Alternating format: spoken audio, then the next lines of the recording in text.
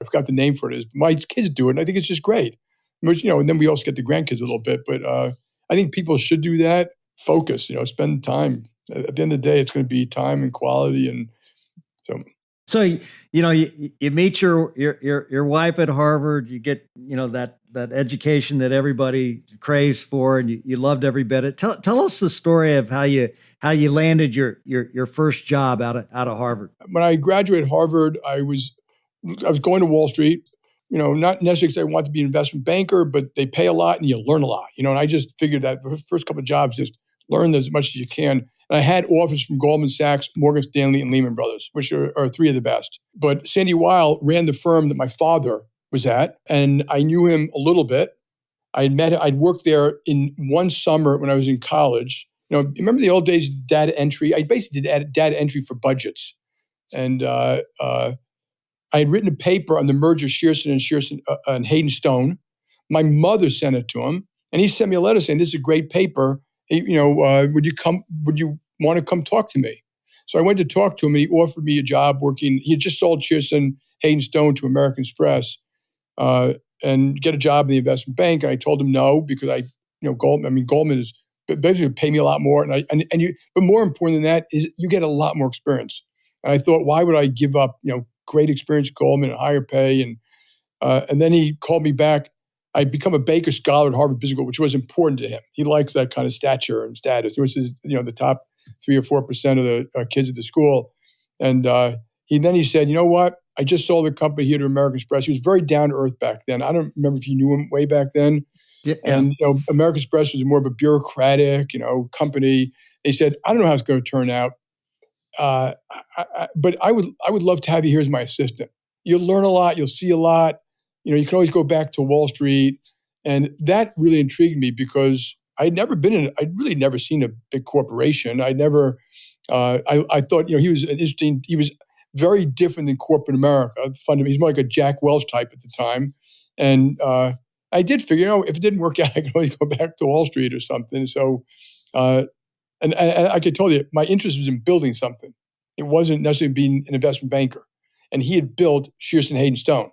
And then he had these big dreams about what might happen to the American Express and financial services. So I took the crapshoot and joined him for a lot less pay. A lot less pay, but I didn't really care that much about that. I really cared about the experience. Tell us a story about where you think you picked up and gleaned the biggest insight you learned from Sandy Weil. And he was iconic. He was very much like a Jack Welch. So I go to American Express. He wasn't the president. He became the president shortly after that. So Sandy, he was down to earth. He worked all the time for the company. I mean, he'd have breakfast, lunch, dinner, selling, buying, hiring, recruiting. I always thinking about mergers, always what we can buy. So like a lot of the mergers we did over the next 20 years were because relationships he had to build up over a long period of time.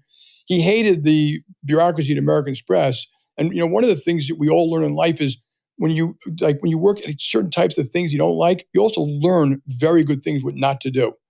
They were hugely bureaucratic. So they had the board, and they literally, everyone prepared for the board meeting. And then they had the pre-board prep and the pre-board prep. And it took every month. And you remember Bob Lipp, who's still doing great. I speak to him every now and then. Bob Lipp hated that stuff. A lot of the big banks had it. It was just bureaucratic, a lot of politics inside, and people didn't share information and who's up and who's down. And internally, it was less of a meritocracy, more of a who do you know and where did you go to school, at least early on. And he just hated all that stuff. In fact, Bob Lipp, of course, you may remember, when we got to Travelers, when he joined us at Commercial Credit, it was like you couldn't make a presentation to the board with a PowerPoint. Like he just said, we're not doing it. And you're not prepared. So I've never prepared a presentation for the board, ever.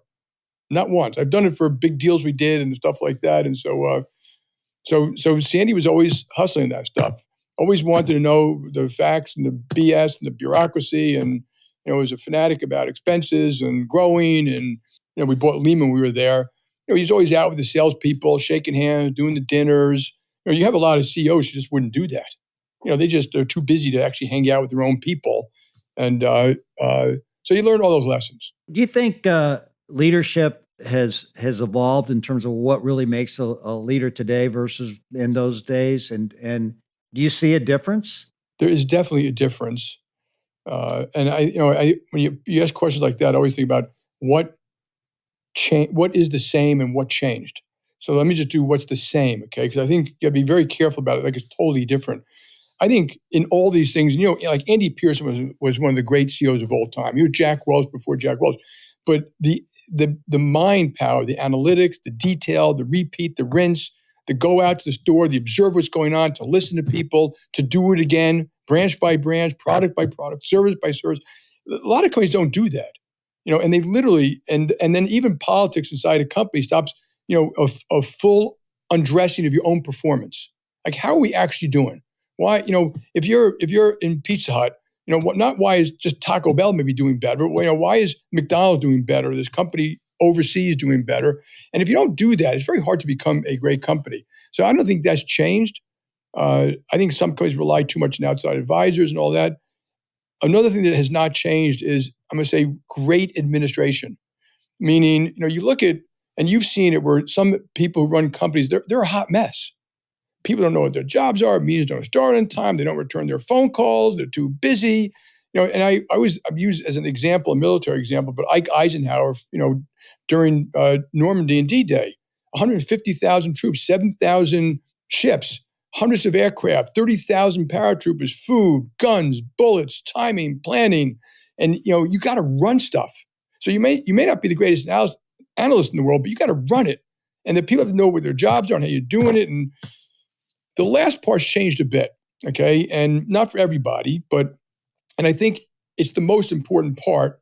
And you were part of this too. But when I started working, there was a lot of the pounding the table and the politics. But I think what really makes a great leader is this part, which is heart and curiosity. You use recognition. I want to explain to your listeners a little bit about how I see recognition and what I learned from you. Heart is you actually give a damn. It makes you authentic. You're not trying to be perfect. You make lots of mistakes, but they see, people know you are or they aren't, how you treat people, what you say, do you do what you say, do you follow up? And for everyone on the podcast, you've all seen the BSers out there. People, they think they're getting away with it. They generally aren't. And, people don't want to work for those people. And you can read all these leaders, whether it's military or history or business, you earn trust and respect.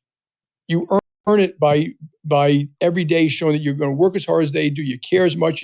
You're trying to do the right thing. You're not trying to be right. You're the first person to say, I made a mistake. You're the first person to share credit. You're not the first person to blame the other person, hang people high, make an example of someone unless they're doing something unethical. And curiosity is the same thing, but you're always learning. So, I used to go to some branches, some stores with you every now and the restaurants, and you're always learning. I can go to any branch at JPMorgan Chase today and sit down with the tellers. I'm going to learn something about what systems we have, what Bank of America does better. Why do we do this? Why does it take some minutes? How come we can't do this in the branch? But there's a humility to that. There's a humility to being curious and learning. And I still see here a lot of people don't want to get on the road. They don't want to go out. They don't go to a call center. Because they don't want to hear about the mistakes they're making and what they can do better from someone who is junior and doesn't have the same pressure they have. But as the only reason you have these corporate executive floors, I love what Home Depot does. For those who don't know in the podcast, Home Depot calls corporate headquarters. They don't call it global headquarters. They don't call it corporate headquarters. They call it store support center. That's why they're there, because it's a store. And in that store, you have people coming in and then, how you treat people, not just the customers, but how the employees are treated reflects to how the customers are going to be treated. So it's that whole combination of heart, curiosity, giving a damn, which makes you authentic, which is why people want to work for you. And you have much more of that today.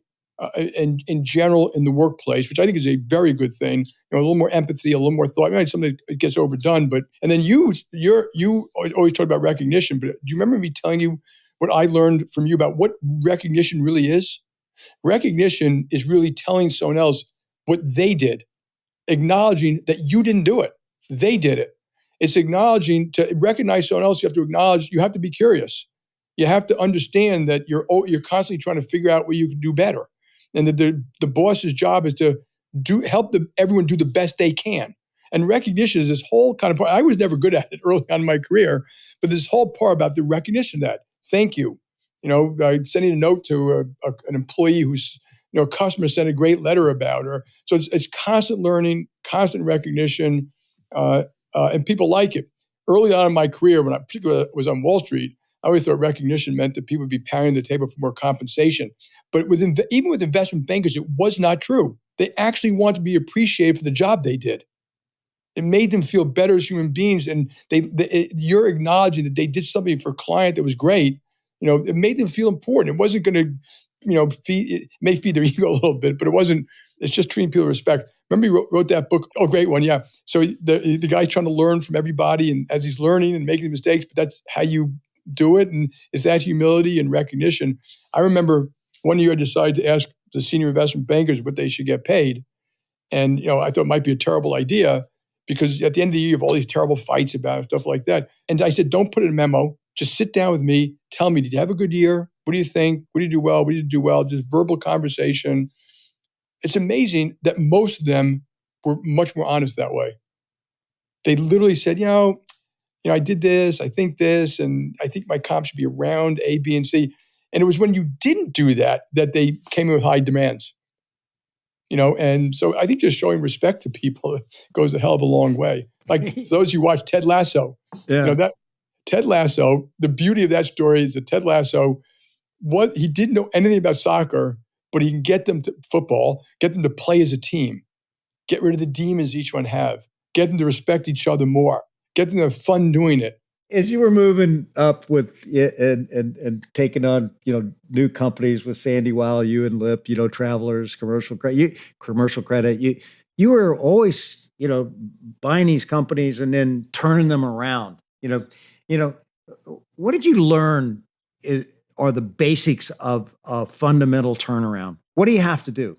Yeah, so if you look at what we did, we were quite successful, but it was not strategic. It was more opportunistic. So you're right. We bought companies that had nothing to do with each other sometimes. And all cultures are very different. So the first thing I did was would sit down with the management team like dinner, get to know them. What do you read? What do you look at? How do you run your joint? What reports do you have?